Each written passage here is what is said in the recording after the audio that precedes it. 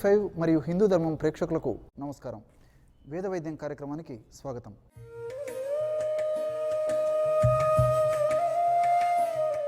నమామి ధన్వంతరి మాదిదేవం సురాసురైర్వందిత పాదపద్మం లోకే జరారుభయ మృత్యునాశం దాతారమీశం వివిధ ఔషధీనాం. ఈరోజు మన ఈ వేద వైద్యం కార్యక్రమంలో ఎంతోమంది ఎదుర్కొనేటువంటి దీర్ఘకాలికంగా బాధించి వేధించి పీడింపబడేటువంటి సమస్య అయినటువంటి దీర్ఘకాలిక తుమ్ములు అనేటువంటి సమస్య గురించి, ఆ సమస్యకు సంబంధించి మన ఆయుర్వేద వైద్య విధానం, అదేవిధంగా ఆంగ్లేయ వైద్య విధానం ఎలాంటి వివరాలను ఇస్తూ ఉంది. అట్లే మన ఆయుర్వేద వైద్యంలో మన మహర్షులు గృహవైద్య రూపంలో, ఆయుర్వేద వైద్య రూపంలో మరి ఎలాంటి చికిత్సా విధానాలను తెలియజేశారు, ఇలాంటి వివరాలన్నీ కూడా తెలుసుకోబోతున్నాం. దీర్ఘకాలికంగా వేధించే తుమ్ములు, మరి ఈ సమస్యను గురించి చెప్పుకోవాలంటే ఆధునికంగా ఆంగ్లంలో ఆధునిక వైద్యంలో నాసల్ అలర్జీ అనేటువంటి పేరుతో సర్వసాధారణంగా పిలుస్తూ ఉంటారనమాట. నాసల్ అలర్జీ ఆయుర్వేదంలో మన మహర్షులు ఈ యొక్క సమస్యను గురించి ప్రస్తావిస్తూ అసాత్మ్యంగా చెప్పడం జరిగింది. అసాత్మ్యత అంటే శరీరానికి పడకపోవడం అనేటువంటి సమస్య అని చెప్పేసి మన మహర్షులు క్లుప్తంగా దీని గురించి చెప్పడం జరిగింది. మరి ఈ అసాత్మ్యత అనేటువంటి పదం మన మహర్షులు ఏదైతే చెప్పడం జరిగిందో దాన్ని ఈరోజు ఆధునికంగా ఆధునిక వైద్యులు అలర్జీ అనేటువంటి పేరుతో ప్రస్తావించడం జరిగిందనమాట. మరి నిజంగా చెప్పాలంటే ఈ అలర్జీ అనేటువంటి పదాన్ని గురించి చెప్పుకోవాలంటే అలర్జీ అనేటువంటి పదము గ్రీకు పదం. గ్రీకులో అలోస్ అంటే సరిపడకపోవడం అనేటువంటి అర్థం. గ్రీకులో అనేటువంటి అలోస్ అనేటువంటి పదమే క్రమక్రమంగా ఆధునికంగా అలర్జీ అనేటువంటి పదం కింద రూపాంతరం చెందినట్లు చరిత్రకారులు చెబుతూ ఉన్నారు అనమాట. అంటే అలోస్ అనేటువంటి పదం నుంచి అలర్జీ అనేటువంటి మనం ప్రస్తుతం వాడుకునేటువంటి పదం ఏర్పడిందనమాట. అది దీనికి వెనుక ఉన్నటువంటి కథా కమామిషు. మరి ఇక్కడ అలోస్ అనేటువంటి పదం శరీరానికి సరిపడకపోవడం అనేటువంటి అర్థంలో చెప్పబడిందని తెలుసుకున్నాం కదా. అట్లే ఇక్కడ మరొకటి కూడా మనం ఇక్కడ తెలుసుకోవాలన్నమాట. అంటే ఉన్నట్టుండి శరీరంలో జరిగేటువంటి అసహజ మార్పు అనేటువంటి అర్థంలో మనం ఇక్కడ చెప్పుకోవాలన్నమాట. అంటే శరీరానికి సరిపడకపోవడం అనేటువంటి అర్థంలోనే ఇక్కడ కూడా మనం ఎలా చెప్పుకోవాలంటే ఉన్నట్టుండి శరీరానికి పడకపోవడం అనేటువంటి పరిస్థితి ఏర్పడడం ఏదైతే ఉందో దాన్ని అలర్జీ అనేటువంటి పేరుతో మనం ఇక్కడ చెప్పుకోవచ్చు అనమాట. మరి ఈ అలర్జీని 1906వ సంవత్సరంలో ఆస్ట్రియన్ వైద్యుడు ప్రప్రథంగా ఈ పేరుని ప్రస్తావించడం జరిగిందనమాట. 1906వ సంవత్సరంలో ఆస్ట్రియన్ వైద్యుడు అలర్జీ అనేటువంటి ఈ యొక్క పదాన్ని మొట్టమొదటగా మన సమాజానికి పరిచయం చేయడం జరిగిందనమాట. మరి ఈ అలర్జీ అనేటువంటిది ఏ ఏ పరిస్థితుల్లో మనకు కలుగుతుందంటే వాతావరణ కాలుష్యం వల్ల, అదేవిధంగా దుమ్ము ధూళి, అదేవిధంగా పుప్పడి ఇలాంటివి పీల్చడం వల్ల, ఈ పుప్పడి లాంటివి శరీరానికి అంటుకోవడం వల్ల, అదేవిధంగా కొన్ని రకాలైనటువంటి పొగలను పీల్చడం వల్ల, అట్లే ఆహార పదార్థాల వల్ల, ఇలాంటి వాటి వల్ల ముక్కుకు సంబంధించినటువంటి అలర్జీ వస్తుందన్నమాట. దీన్నే ఈ నాసల్ అలర్జీ అంటారనమాట.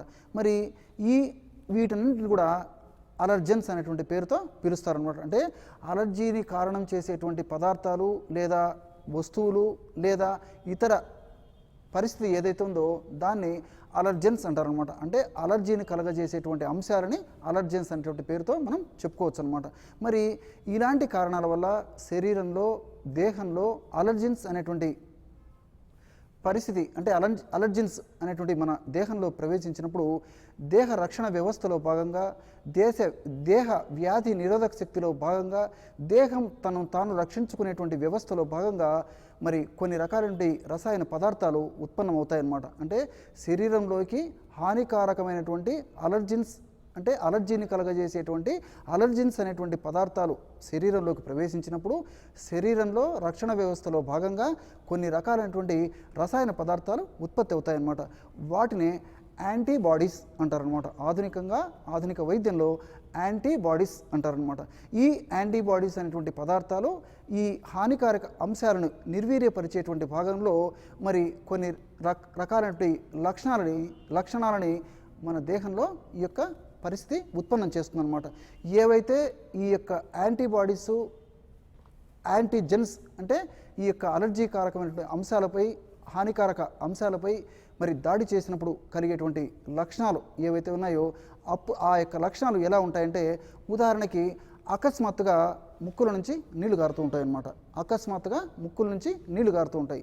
అట్లే ముక్కు దిమ్మడ వేస్తుందన్నమాట. ఈ యొక్క సమస్య కూడా ఉన్నట్టుండి కలిగేటువంటి పరిస్థితి ఏర్పడుతుందన్నమాట. అట్లే విపరీతంగా తుమ్ములు మొదలై ఆ తుమ్ములు 5 రావచ్చు, 10 రావచ్చు, 15 రావచ్చు, 20 వరకు కూడా తుమ్ములు రావచ్చు అన్నమాట. మరి విపరీతంగా ఆ సందర్భంలో తల పోటుగా ఉండే దానికి కూడా అవకాశం ఉందన్నమాట. అట్లే కళ్ళు ఎర్రగా ఉండడము, కళ్ళంతా దురద పెట్టడము, ముక్కు కూడా విపరీతంగా దురద పెట్టడము, ఇలాంటి లక్షణాలన్నీ కూడా మరి ఈ యొక్క అలర్జీ యొక్క సమస్య ఉన్నప్పుడు వస్తూ ఉంటాయన్నమాట. మరి ఇలాంటి సందర్భాలలో భగవదత్తమైనటువంటి, భగవంతుడు ప్రసాదించినటువంటి, ఎలాంటి దుష్పరిణామాలు కరగనేటువంటి, మనకై మనం వాడుకోదగ్గ, దీర్ఘకాలికంగా వాడుకోదగ్గ ఔషధాలను గురించి ఇప్పుడు మనం ఈ కార్యక్రమంలో తెలుసుకోబోతున్నాం. మరి ఈ సమస్య వచ్చినప్పుడు ఎలాంటి సహజ సిద్ధమైనటువంటి ఔషధాలు వాడుకోవాలంటే, ఉదాహరణకి మరి మీరందరూ కూడా ఈ యొక్క ఔషధ యోగాలను వ్రాసి పెట్టుకుంటే మీకు కానీ, మరి మీ కుటుంబ సభ్యులకు కానీ, మీ శ్రేయోభిలాషులకు కానీ, మీ బంధువులకు కానీ, మరి మీ మిత్రులకు కానీ ఎవరికి వచ్చినప్పటికీ మరి ఇలాంటి ఔషధాలను, ఈ యొక్క అనుభవపూర్వకమైనటువంటి ఈ యొక్క ఔషధాలను వారికి చెప్పడం వల్ల వాళ్ళు కూడా మరి మన విజ్ఞానాన్ని, మన దేశ విజ్ఞానాన్ని సద్వినియోగం చేసుకుని ఆరోగ్యాన్ని పెంపొందించడానికి అవకాశం ఏర్పడుతుందన్నమాట. చూసారు కదా. మరి ఈ అలర్జీ అంటే దీర్ఘకాలిక తుమ్ములు తగ్గేందుకు ఔషధాన్ని ఎలా తయారు చేసుకోవాలంటే, ఉదాహరణకి ఇదేం చెప్పండి, పిప్పళ్ళు. అనేక కార్యక్రమాల్లో కూడా ఈ పిప్పళ్ళ గురించి మనం ప్రస్తావించుకోవడం జరిగిందనమాట. ఈ పిప్పళ్ళు సంవత్సరం అంతా కూడా మనకి మార్కెట్లో దొరుకుతాయి అన్నమాట. చూసారు కదా పిప్పళ్ళు. ఈ పిప్పళ్ళను వేయించేసేసి మెత్తగా పొడి చేసి పెట్టుకొని ఆ యొక్క పిప్పళ్ళ పొడిని ఒక 10 గ్రాములు తీసుకోండి. మీకు ఔషధం తయారు చేసి చూపించేందుకు నేను కొద్దిగా మాత్రమే తీసుకుంటూ ఉన్నాను అనమాట. లాంగ్ పెప్పర్ అనేటువంటి పేరు ఇంగ్లీష్లో ఈ పిప్పళ్ళకు ఉంది. అట్లే పైపర్ లాంగం అని ఉచ్చశాస్త్రంలో పిప్పళ్ళకి నామకరణం చేయడం జరిగిందనమాట. అట్లే ఇదేం చెప్పండి, మిరియాలు. మనకందరికీ తెలుసు కదా. మిరియాలు కూడా మెత్తగా పొడి చేసి, మిరియాల పొడి కూడా ఒక 10 గ్రాములు ఇందులో కలిపేసేయండి. పిప్పళ్ళ పొడి 10 గ్రాములు, మిరియాల పొడి 10 గ్రాములు. అట్లే ఇదేం చెప్పండి, శొంఠి. శొంఠి శోధిస్తుందని చెప్పేసి మన పెద్దలు చెప్తూ ఉంటారనమాట. ఈ శొంఠి కూడా ఇంచుమించు మన అందరి ఇళ్లలో ఉండేటువంటి దివ్యమైనటువంటి ఔషధ పదార్థం. అట్లే సంవత్సరం అంతా కూడా మనకి ఆయుర్వేద ఔషధ శొంఠి దొరుకుతుంది. అదేవిధంగా శాస్త్రజ్ఞులు ఈ శొంఠికి నామకరణం చేయడం జరిగిందనమాట. డ్రై జింజర్ అనేటువంటి పేరు ఈ శొంఠికి ఉందన్నమాట. ఈ శొంఠి పొడిని కూడా ఒక 10 గ్రాములు తీసుకోవాలి. ఇప్పుడు ఏమేమి తీసుకున్నాం చెప్పండి, పిప్పళ్ళ పొడి 10 గ్రాములు, మిరియాల పొడి 10 గ్రాములు, శొంఠి పొడి 10 గ్రాములు ఇందులో కలిపాం. అట్లే ఇదేం చెప్పండి, ఉసిరి పెచ్చులు. ఉసిరి పెచ్చులు మనకందరికీ తెలిసినటువంటిదిగా ఎంబ్లికా అఫిషనాలిస్ అని వృక్షశాస్త్రీత్యా ఈ యొక్క ఉసిరికకి పేరుందనమాట. ఎండించినటువంటి ఉసిరిక పెచ్చులు సంవత్సరం అంతా మనకి మార్కెట్లో దొరుకుతాయన్నమాట. అట్లే ఉసిరిక పొడి కూడా మనకి మార్కెట్లో దొరుకుతుందన్నమాట. వ్యాధి నిరోధక శక్తిని పెంచేటువంటి అద్భుతమైనటువంటి ఔషధాల్లో ఉసిరి ఒకటంటే అతిశయోక్తి కాదనమాట. ఈ ఉసిరి పెచ్చుల పొడి కూడా ఒక గ్రాము, ఒక 10 గ్రాములు ఇందులో కలుపుకోవాలన్నమాట. ఉసిరిక పెచ్చుల పొడి కూడా ఒక 10 గ్రాములు ఇందులో కలుపుకోవాలన్నమాట. అట్లే ఇదేంటి చెప్పండి, కచోరాలు. మనకందరికీ తెలుసు కదా కచోరాలు. మరి అనేక కార్యక్రమాల్లో కూడా ఈ కచోరాల గురించి మనం ప్రస్తావించుకోవడం జరిగిందనమాట. ఈ కచోరాలు సంవత్సరం అంతా కూడా మనకి మార్కెట్లో దొరుకుతాయన్నమాట. చాలా సువాసన భరితంగా ఉండడం చేత వీటిని గంధ కచోరాలు అని కూడా చెప్తూ ఉంటారనమాట. హైడీచియం స్పైకేటం అని వృక్షశాస్త్రజ్ఞులు ఈ గంధ కచోరాలకి నామకరణం చేయడం జరిగిందనమాట. ఈ గంధ కచోరాలు మనకు కచోరాలు అదే రూపంలో దొరుకుతాయి, చూర్ణ రూపంలో కూడా మనకి మార్కెట్లో దొరుకుతుందన్నమాట. గంధ కచోరాల పొడి ఒక 10 గ్రాములు ఇందులో కలిపేశారనమాట. ఇప్పుడు ఔషధం దేనికి తయారు చేసుకుంటున్నాం మరొకసారి చెప్పండి. దీర్ఘకాలికంగా వేధించి, బాధించి, పీడించి, ఇబ్బంది పెట్టేటువంటి తుమ్ములకు సంబంధించి మనం ఔషధం తయారు చేసుకుంటూ ఉన్నాం. అందులో భాగంగా పిప్పళ్ళ పొడి 10 గ్రాములు, మిరియాల పొడి 10 గ్రాములు, శొంఠి పొడి 10 గ్రాములు, ఉసిరిక పొడి 10 గ్రాములు, చివరగా గంధ కచోరాల పొడి 10 గ్రాములు కలిపాం. ఇంతే. చూడండి భగవంతుడు ఎటువంటి చక్కనైనటువంటి ఔషధాన్ని ఋషుల ద్వారా మానవాడికి ప్రసాదించాడో ఔషధం రెడీ అయిపోయింది. ఈ విధంగా తయారు చేసుకున్నటువంటి ఔషధాన్ని ఒక గాజు సీసాలో నిల్వ ఉంచుకొని రోజు ఉదయం ఒకసారి, అదేవిధంగా సాయంత్రం ఒకసారి వాడుతూ ఉండాలన్నమాట. ఎలా వాడుకోవాలంటే, ఉదాహరణకి ఈ విధంగా మనం తయారు చేసుకున్నటువంటి ఔషధాన్ని 1 గ్రాము చూర్ణాన్ని ఈ విధంగా ఒక చిన్న ప్లేట్లో తీసుకోవాలన్నమాట. 1 నుంచి 1.5 గ్రాము వరకు కూడా దీన్ని తీసుకోవచ్చు అనమాట. ఈ విధంగా తీసుకున్నటువంటి చూర్ణంలో స్వచ్ఛమైనటువంటి తేనె తగినంత కలిపేసేయాలి.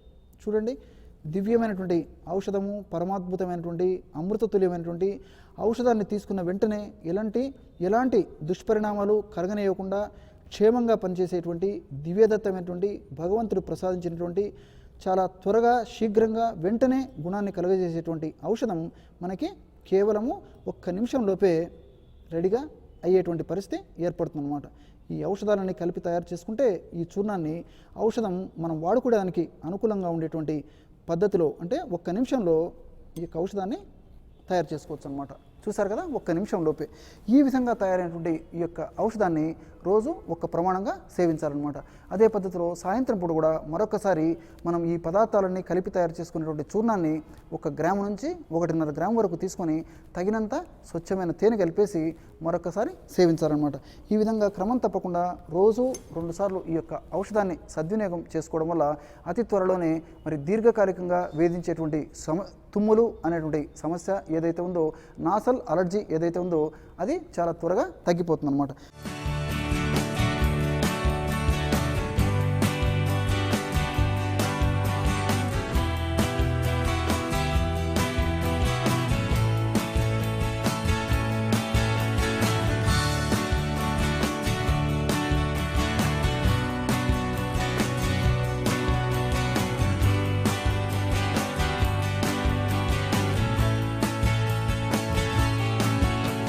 అట్లే భగవంతుడు మరొక చక్కటి ఔషధాన్ని కూడా మానవాళి సంక్షేమం కోసం ఈ దీర్ఘకాలికంగా వేధించే తుమ్ములు అనేటువంటి సమస్య కోసం మనకు ప్రసాదించడం జరిగిందనమాట.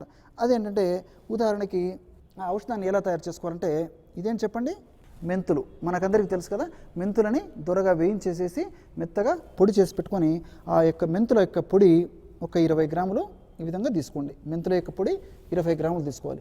మీకు ఔషధం తయారు చేసి చూపించేందుకు నేను కొద్దిగా మాత్రమే తీసుకోవడం జరిగిందనమాట.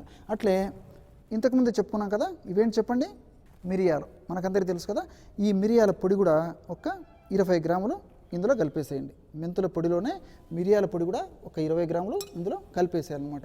అట్లే ఇదేం చెప్పండి, వాము గురించి ప్రత్యేకంగా పరిచయం చేయనక్కర్లేనటువంటి దివ్యమైనటువంటి ఆహార పదార్థము, ఒంటింటి దివ్య ఔషధం. చూసారు కదా, ఈ వాముని ట్రాకిస్పర్మం అమ్మి అనేటువంటి పేరుతో ఆధునికులు వృక్షశాస్త్రరీత్యా చెప్పడం జరిగిందనమాట. అట్లే అజవాయిన్ అనేటువంటి పేరు సర్వసాధారణంగా చాలామందికి తెలిసినటువంటి పేరు. మరి సంస్కృతంలో అజమోద అనేటువంటి పేరు దీనికి ఉందన్నమాట. ఈ వాముని దూరగా వేయించేసేసి మెత్తగా పొడి చేసి పెట్టుకోవాలన్నమాట. ఆ విధంగా తయారు చేసుకున్నటువంటి పొడి ఇలా ఉంటుందన్నమాట. ఈ వాము పొడి కూడా ఒక 20 గ్రాములు కలిపేసేయాలి. ఇప్పుడు ఏమేమి కలిపాము చెప్పండి, చెప్పాలి మరి ఏమేమి కలిపాం. మరి మెంతుల పొడి 20 గ్రాములు, అట్లే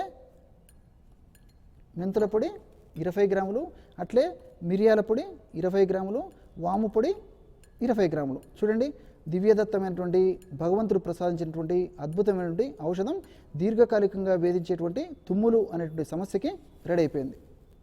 చూసారు కదా, ఈ విధంగా తయారు చేసుకున్నటువంటి ఔషధాన్ని ఒక గాజు సీసాలో నిల్వ ఉంచుకోవాలన్నమాట. మరి ఈ ఔషధాన్ని ఎలా వాడుకోవాలంటే రోజు ఉదయం పరిగెడుపున మాత్రమే ఈ యొక్క ఔషధాన్ని వాడుకోవాలన్నమాట. ఎలా వాడుకోవాలంటే ఉదాహరణకి ఇవేంటి చెప్పండి, తమలపాకులు. మనకందరికీ తెలుసు కదా, భగవంతుడు ఈ తమలపాకుల్లో కూడా మరి అలర్జీ కారక అంశాలను నిర్వీర్యపరిచేటువంటి శక్తివంతమైనటువంటి ఔషధ గుణాలని, రసాయన పదార్థాలని నిక్షిప్తీకరించి మనకి ప్రసాదించాడనమాట. మరి ఒక తమలపాకును ఈ విధంగా తీసుకొని ఆ తొడిమెలు తీసేయాలండి. పై తొడిమె కింది తొడిమె తీసేసి తమలపాకును ఈ విధంగా తీసుకొని ఇందులో మనం తయారు చేసి పెట్టుకున్నట్టు చూర్ణం ఏదైతే ఉందో దాన్ని ఒక 2 గ్రాములు, ఇంచుమించు ఒక 2 గ్రాముల పొడిని ఈ విధంగా తమలపాకులో పెట్టేసేయాలన్నమాట. అట్లే తగినంత తేనె ఇందులో కలిపేసేయాలి, అంతే. చూసారు కదా, ఔషధం దేన్ని తయారు చేసుకుంటున్నాం మరొకసారి చెప్పండి, దీర్ఘకాలికంగా వేధించేటువంటి తుమ్ములు అనేటువంటి సమస్యకి మనం ఔషధం తయారు చేసుకుంటున్నాం. అందులో భాగంగా ఒక తమలపాకును ఈ విధంగా తీసుకున్నాము. ఒక తమలపాకులో మనం తయారు చేసుకున్నటువంటి చూర్ణం ఏదైతే ఉందో అంటే మెంతులు, మిరియాల పొడి, అట్లే వాము పొడి కలిపి తయారు చేసుకున్నటువంటి చూర్ణాన్ని ఒక 2 గ్రాములు తీసుకున్నాము. తగినంత తేనె తీసుకున్నాము. ఈ యొక్క పదార్థాన్ని అంతా ఈ విధంగా ఒక తమలపాకును ఈ విధంగా చుట్టేసి నోట్లో పెట్టుకొని కొద్ది కొద్దిగా నమిలేసేసి ఆ రసాన్ని అంతా మింగేసేయాలన్నమాట. రోజు పరిగడుపున ఈ విధంగా చేస్తూ ఉండాలన్నమాట. ఈ విధంగా క్రమం తప్పకుండా రోజు ఒక్కసారి ఈ పద్ధతిలో ఔషధాన్ని సద్వినియోగం చేసుకోవడం వల్ల దీర్ఘకాలికంగా వేధించేటువంటి తుమ్ములు లేదా నాసల్ అలర్జీ అనేటువంటి సమస్యకి చాలా చక్కటి పరిష్కారం దొరుకుతుందన్నమాట.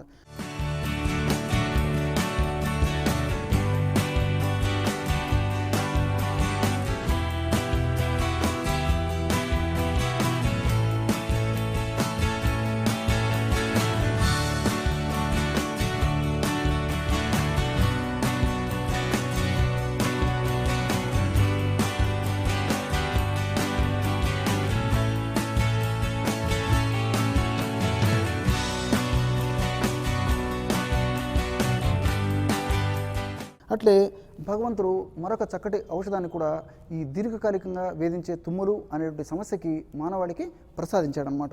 అదేంటంటే ఉదాహరణకి ఒక చిన్న పాత్రలో ఈ యొక్క ఔషధాన్ని తీసుకోవాలి. ఇదేంటి చెప్పండి? అడ్డసరం. అడ్డసరం, ఎండించినటువంటి అడ్డసరం ఆకులు సంవత్సరం అంతా మనకు మార్కెట్లో దొరుకుతాయి. అడ్డసరపు ఆకుల పొడి కూడా మనకి మార్కెట్లో సంవత్సరం అంతా దొరుకుతుందన్నమాట. మరి ఈ అడ్డసరపు ఆకుల యొక్క పొడిని 10 గ్రాములు తీసుకోండి. అడ్డసరపాకుల యొక్క పొడి ఒక 10 గ్రాములు ఈ విధంగా తీసుకోండి. అడతోడ వాసిక అని వృక్షశాస్త్రంలో ఈ అడ్డసరానికి నామకరణం చేయడం జరిగింది. అడ్డసరపాకుల పొడి 10 గ్రాములు. అట్లే ఇవేం చెప్పండి? అతి మధురం. చూశారు కదా, ఒక చెట్టు యొక్క వేర్లు అనమాట అతి మధురం. ఈ అతి మధురం వేర్లు మనకు మార్కెట్లో దొరుకుతాయి. అతి మధురం వేర్ల యొక్క పొడి కూడా మనకి మార్కెట్లో దొరుకుతుంది అనమాట. అతి మధురం వేర్ల యొక్క పొడి 10 గ్రాములు ఇందులో కలిపేసేయండి. అట్లే మిరియాల పొడి ఒక 10 గ్రాములు కలిపేసేయండి. మిరియాల పొడి ఒక 10 గ్రాములు ఇందులో కలిపేసేయండి.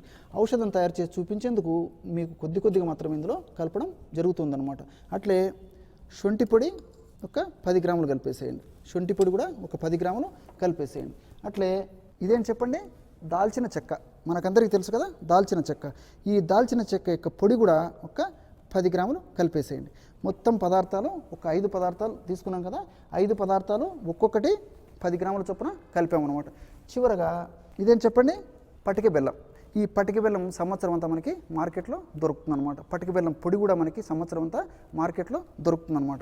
ఈ పటిక బెల్లం పొడి ఒక 50 గ్రాములు కలిపేసేయండి. మిగతా పదార్థాలు ఒక్కొక్కటి 10 గ్రాములు అయితే పటిక బెల్లం పొడి ఒక 50 గ్రాములు ఇందులో కలిపేసేయాలి. ఔషధం తయారు చేసి చూపించేందుకు నేను కొద్దిగా మాత్రమే కలపడం జరిగిందనమాట. చూశారు కదా, మళ్ళీ ఒకసారి చెప్తారా? అడ్డసరం ఆకుల పొడి 10 గ్రాములు, అతిమధురం పొడి 10 గ్రాములు, పిప్పళ్ళ పొడి 10 గ్రాములు, శొంఠి పొడి 10 గ్రాములు, దాల్చిన చెక్క పొడి 10 గ్రాములు, చివరగా పటిక బెల్లం పొడి 50 గ్రాములు. చూడండి, ఎటువంటి దివ్యమైనటువంటి ఔషధం భగవంతుడు మన కోసం, మన సంక్షేమం కోసం, మన ఆరోగ్య పరిరక్షణ కోసం, ముఖ్యంగా దీర్ఘకాలికంగా తుమ్ములు వచ్చేటువంటి సమస్య తగ్గేందుకు మనకు ప్రసాదించాడో ఇంతే. ఈ విధంగా తయారు చేసుకునే ఔషధాన్ని ఒక గాజు సీసాలో నిల్వ ఉంచుకొని రోజు ఈ యొక్క ఔషధాన్ని వాడుతూ ఉండాలన్నమాట.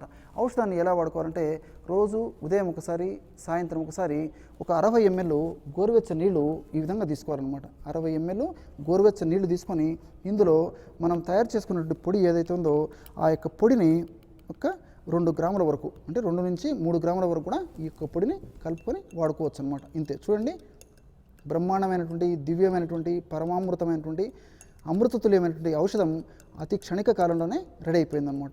ఈ ఔషధం కూడా మనం సేవించినటువంటి తక్షణమే మన రక్తంలో కలిసి అలర్జీ కారక అంశాలను నిర్వీర్యపరిచి మరి ఆ యొక్క సమస్య తగ్గేందుకు త్వరగా సహకరిస్తుందన్నమాట. చూశారు కదా.